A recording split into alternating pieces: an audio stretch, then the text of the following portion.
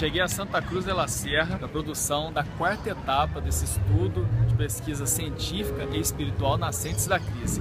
Foram cerca de 2 horas e meia desde a cidade de São Paulo, e a Bolívia foi onde originou o primeiro grito de liberdade da América do Sul. E como curiosidade, logo depois o país perdeu terras para o Chile, para o Paraguai e Argentina e inclusive para o Brasil. Nos próximos dias vocês podem seguir informações dessas experiências onde o Chaco, essa região que se assemelha muito com o semiárido, a caatinga brasileira, se encontra com a Amazônia e a Cordilheira dos Andes. Estou a caminho do ponto aqui da parada do táxi ou micro-ônibus para Samaipata, saindo de Santa Cruz de la Sierra. 2 horas e meia de viagem, boa parte dela contornando o rio Piraí. Dizem que é uma viagem incrível porque você tem a vista da montanha, desse cotovelo da Cordilheira dos Andes pelo caminho.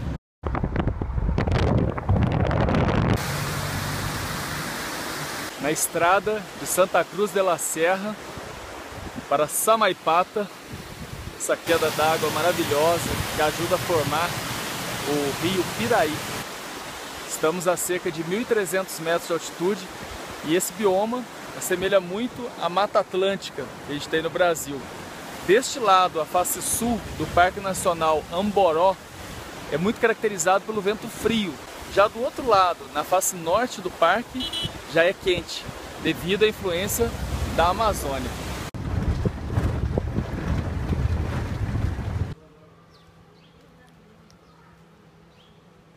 Estou aqui bem na entrada, sítio arqueológico que foi reconhecido pela Unesco em 1998. O Forte de Samaipata, que tem cerca de 220 metros de comprimento por 65 metros de largura, é a maior prova de inscrições rupestres da história da humanidade. Ele está bem nesse encontro entre a Amazônia, que está atrás desse Parque Nacional Amboró, que ela vem por esse vale, né, a umidade, o ar quente que emana da floresta, ao sul.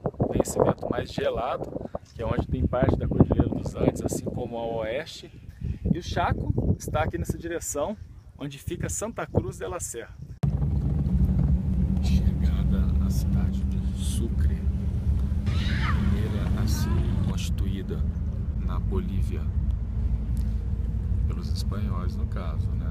Chegaram aqui em 1538, daqui foi o centro para se explorar outras regiões aqui do país, como Potosí, onde se encontra a maior mina de prata do planeta, que foi descoberta, entre aspas, em 1545, ou seja, no Brasil ainda colônia, aqui por esse lado, antes mesmo de Ouro Preto, que veio bem depois. Os espanhóis já exploravam. Ao fundo, a Casa da Liberdade, na cidade de Sucre, ela é simplesmente o monumento arquitetônico mais importante da Bolívia, porque aqui se deu o primeiro grito de independência de toda a América, inclusive a América do Norte e Central. Isso abriu precedentes, inclusive, para o Brasil ter o seu grito de independência perante Portugal. E a cidade de Sucre, ela está a cerca de 2.750 metros, ou seja, já na Cordilheira dos Andes, e a 3 horas de ônibus daqui, a cidade de Potosí, onde fica o Cerro Rico, onde foi retirada a maior quantidade de prata da história. Então Sucre tem essa posição estratégica e também é um divisor de águas entre as águas que seguem para a Amazônia e para o Rio da Prata, que tem tudo a ver com a cidade. Nesse momento estou na estrada entre Sucre e Potosí. Vamos subir a 4.100 metros de altitude. O rio Pilcomayo, que desce desde Potosí, segue rumo à Argentina. O rio Pilcomayo, ele tem mais de 2.400 quilômetros de extensão. A partir de agora, começamos a subida rumo a Potosí, que agora de 2.400 metros vamos a 4.100. Potosí, na Bolívia, fundada em 1545, é talvez o maior símbolo do karma espanhol com as Américas. Daqui saíram cerca de 31 mil toneladas de prata. A primeira rota utilizada, isso no século XVI, XVII, foi via Oceano Pacífico, a cidade de Arica e depois Callao, no Peru, Arica no Chile hoje, mas naquela época era Bolívia. E Potosí, ela é a segunda cidade mais populosa do mundo, acima de uma altitude de 4.000 metros. Uma outra curiosidade, ela se encontra na mesma latitude média de Ouro Preto, onde foi o símbolo da exploração do ouro no Brasil. Já preparado aqui com a roupa apropriada, e vamos subir agora no Cerro Rico, que é o principal ponto de exploração da prata no período colonial aqui na Bolívia. Uma altitude de quase 5.000 metros, ele foi todo minado durante o período colonial e ainda hoje são 500 entradas e cerca de 15.000 pessoas que trabalham aqui.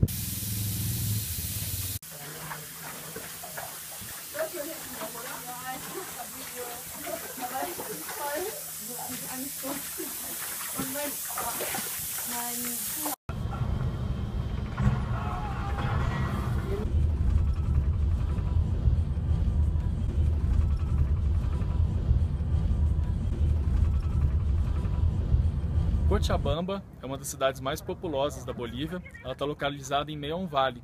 Assim como Samaipata, sua altitude média é de 2.600 metros em relação ao nível do mar. Aqui é um dos últimos espaços que tem vale antes de se acontecer esse entroncamento para se subir a Cordilheira dos Andes, tanto para Oruro, Sucre ou mesmo La Paz e o Lago Titicaca.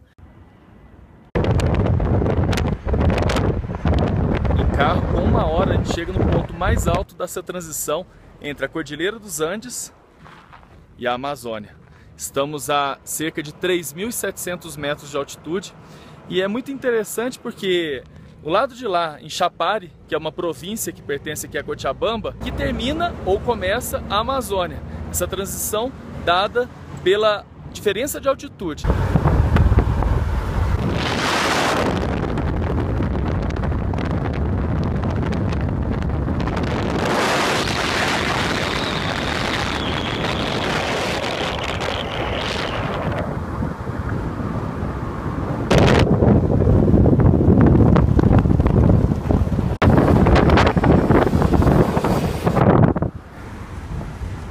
Depois de 2 horas de viagem desde Cochabamba, desde a Cordilheira dos Andes, chegando à Amazônia boliviana. É muito interessante sentir esse calor depois de passar frio nas alturas. Sempre venho com esse papo aí de lugares mais bonitos, né, que eu já fui, mas Vidia Tunari, aqui o rio São Mateus e a Cordilheira dos Andes ao fundo, sentido Cochabamba, olha, se não for está no top 5, viu? E nesse ponto estou a 280 metros acima do nível do mar e tão longe do rio Amazonas, né, na foto. Na mesma latitude de Brasília, no Brasil. E todas essas águas que vêm daqui, elas seguem para o rio Madeira, quando entra no Brasil, passa em Porto Velho, segue até Manaus e daqui se junta ao rio Amazonas e deságua no Oceano Atlântico entre Macapá e Belém. Então a ilha de Marajó, que é maior que o estado do Rio de Janeiro, ela é formada basicamente por sedimentos vindos do rio Amazonas. As águas que escorrem da Cordilheira dos Andes são transportadas pelos rios voadores desde a Amazônia para as montanhas e retroalimenta esse sistema. É apenas um indicador que precisa de uma validação, mas vindo aqui do sul, esse vento, que até deve estar fazendo barulho na câmera, empurra essas nuvens de volta à Amazônia, ao norte.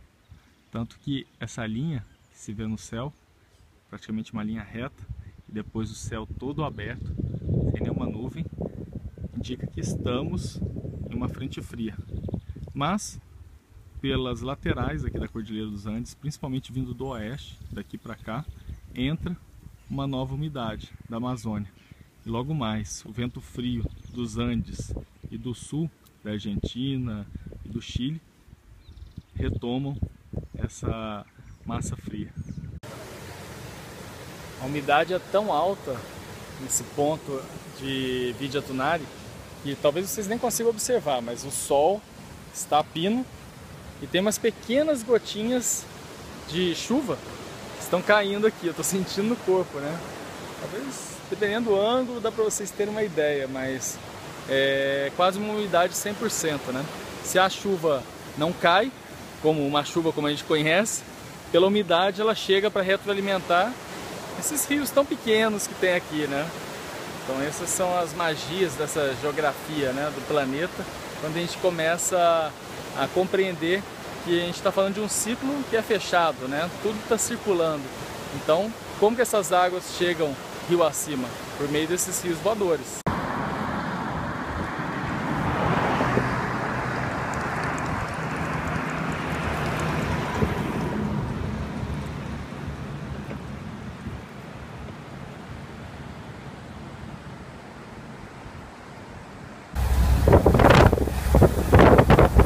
Bastidores da viagem para vocês compreenderem, né?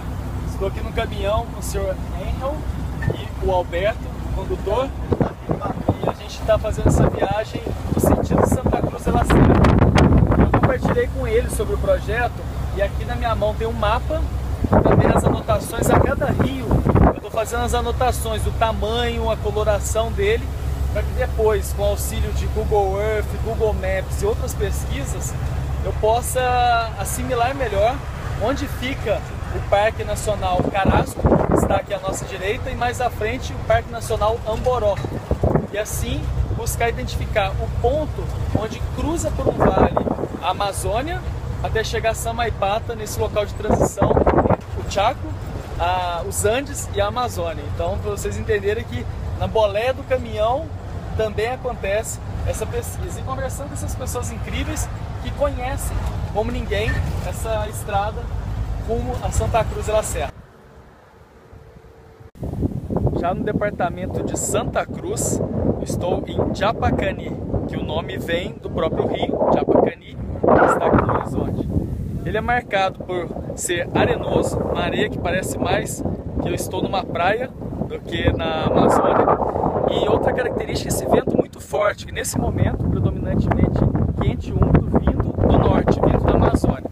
Mas segundo me informaram aqui, esse vento muda quando o sul, o frio, é predominante. Então pelo corredor do Parque Nacional Amboró, que fica logo aqui ao sul, e do outro lado dele, por cima desse cotovelo da Cordilheira dos Andes, Samaipata, onde tem o Forte de Samaipata, é um corredor, um vale no meio do parque. E isso faz com que as correntes quente ou fria fazem esse deslocamento e esse vento constantemente nesse local. É muito curioso e é a primeira praia de rio com areia tão fina que eu encontrei nesse caminho vindo desde Chapare. Quando eu me conecto assim com a natureza, né, assim, são os presentes maravilhosos que eu recebo. Alguns deles eu consigo registrar em vídeo, como esse cenário agora. Terminando aqui esse projeto Nascentes da Crise na Bolívia, vejam vocês esse céu. É como se tivesse uma linha cobrindo 180 graus o céu. Nesse pôr do sol, o último meu, aqui na Bolívia. Que coisa maravilhosa, né? Várias interpretações, né? O divisor de águas, o hemisfério norte e sul, a Amazônia e os Andes. Que lindo, gente, olha. Tô bem feliz de conseguir registrar isso para mostrar para vocês, né? E a lua aqui ao fundo, quase cheia. Que portal maravilhoso. Com essas maritacas ao fundo, vou me despedindo da Bolívia, esse país da América do Sul que agora entrou para o meu coração. Certamente vou voltar muito em breve para continuar realizando essa pesquisa, que me trouxe muitos questionamentos, algumas conclusões, mas muito mais questionamentos, que agora é o momento de pesquisar junto à ciência esse embasamento para trazer essa teoria, essa visão sobre o ciclo da água na América do Sul e as mudanças climáticas, que é o fundo rio Surutu, que segue desde a Cordilheira dos Andes até a Amazônia, assim como tantos outros que eu registrei ao longo do caminho. E foi uma viagem incrível. Passei Santa Cruz de la Serra, fui a Samaipata, Sucre, Potosí, Oruro, Cochabamba, Vidiatunari e agora voltando a Santa Cruz de la Serra para uma outra roda. Então, ou seja, fiz um ciclo envolvendo aí a Cordilheira dos Andes, a Amazônia e o Gran Chaco boliviano, que foi todo o que balizou esse projeto, né? Os 3 biomas e como que eles interagem com as pessoas que vivem aqui, a fauna, a flora e também, principalmente, a água. Agradeço a todos que acompanharam essa nova etapa do Nascentes da Crise. Continue seguindo nascentesdacrise.com.br.